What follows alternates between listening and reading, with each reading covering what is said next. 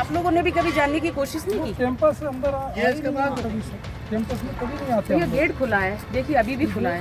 उनका गेट खुला रहता होगा, इन्होंने कभी शिकायत ऐसी की नहीं है कि क्या है क्या यहाँ इनने कोई सुरक्षा की व्यवस्था नहीं की, कभी सुरक्षा की मांग नहीं की। नहीं कभी नहीं। अच्छा ऐसा बताइए कि कभी आप लोग समाज में घूमते, कभी आपको लगता है ऐसा कि हम अपने से भी संज्ञान ले लें? तो वो तो सर घूमते रहते, लेकिन ऐसी कोई शिकायत नहीं आई कि यहाँ कोई आ रहा है जा रहा है इस प्रकार की। भोपाल से बीजेपी सांसद प्रज्ञा सिंह काफी नाराज हैं। वो पुलिस अधिकारी से सवाल पूछ रही हैं। वो पूछ रही हैं कि आखिर इसका संज्ञान पुलिस ने क्यों नहीं लिया था। ये पूरा मामला भोपाल के 7 नंबर बस स्टॉप स्थित केंद्रीय विद्यालय कैंपस का है, जहां कैंपस के अंदर एक धार्मिक स्थल का निर्माण हुआ है और लोग यहां पर प्रार्थना कर रहे थे। बस इसी को देखकर साध्वी प्रज्ञा सिंह ठाकुर भड़क गईं और अपनी नाराजगी जताते हुए प्रिंसिपल ऑफिस भी पहुंच गईं और प्रिंसिपल से भी कई सवाल दाग दिए। आपके कैमरे में मेन गेट पे आप एक पेरेंट्स भी आता है ना, तो परेशान होकर के जाता है, यहाँ से मेरे पास जाता है, कहता है कि दीदी हमें गेट के अंदर ही नहीं जाने देते गार्ड। हाँ नहीं जाने, सच बात है, नहीं जाने है ना। और जब गेट के अंदर पेरेंट्स को नहीं आने दे रहे, जिनके बच्चे पढ़ते हैं, आप उनको कैसे कैंपस में आने दे रहे हैं? आप लिख के दीजिए कैंपस मेरा नहीं है। इसकी प्रक्रिया जैसे पेरेंट्स पर स्लिप होती है, भर करके आ जाते हैं इसमें। और इस पूरे ये जो हमारा पूरा मेन कैंपस है, इस पे मतलब कहीं भी कोई मतलब पेरेंट्स आपसे नहीं मिल सकते? नहीं मिल सकते। प्रिंसिपल का साहब का कहना ये है कि मेन गेट से नहीं आ सकते हो, अगर आपको आना हो तो पीछे से आ सकते हो। यही है। साध्वी प्रज्ञा ने इसके बाद प्रिंसिपल पर कई आरोप लगाए और साथ ही साथ स्कूल में पढ़ने वाली लड़कियों की सुरक्षा को लेकर भी सवाल उठाए। मैं नाराजगी इसलिए मैंने व्यक्त की, यहाँ आकर के तो कुछ और भी हमारे समझ में आया।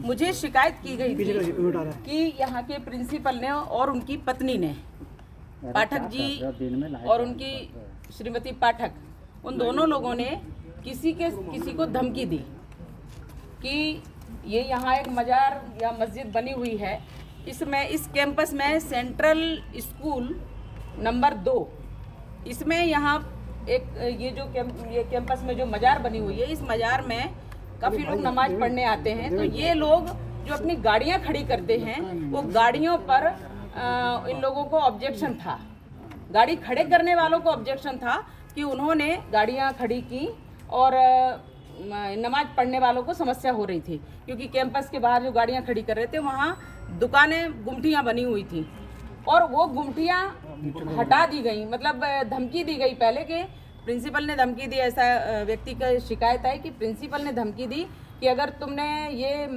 ऑब्जेक्शन लिया इस मजार पे या मस्जिद जो भी बनाई है यहाँ पर अगर ऑब्जेक्शन लिया तो हम तुम्हारी गुमटियाँ हटवा देंगे। ये परसों मुझे शिकायत मिली और आज गुमटियाँ हटा दी गई। तो जिनकी भी गुमटियाँ हटाई हैं उन सब लोगों की एप्लीकेशन मेरे पास पहुंची। तो मैं कार्यक्रम में थी, 2 कार्यक्रम अटेंड करके मैं यहाँ पर आना पड़ा मुझे, एक ओरिजिनल स्थिति देखने के लिए कि वास्तव में शिकायत तो करते हैं लोग, कहीं कितनी सत्यता है ये जानने के लिए मैं पीछे से आई और फिर पीछे देखते हुए मैं मेन गेट से अंदर आई।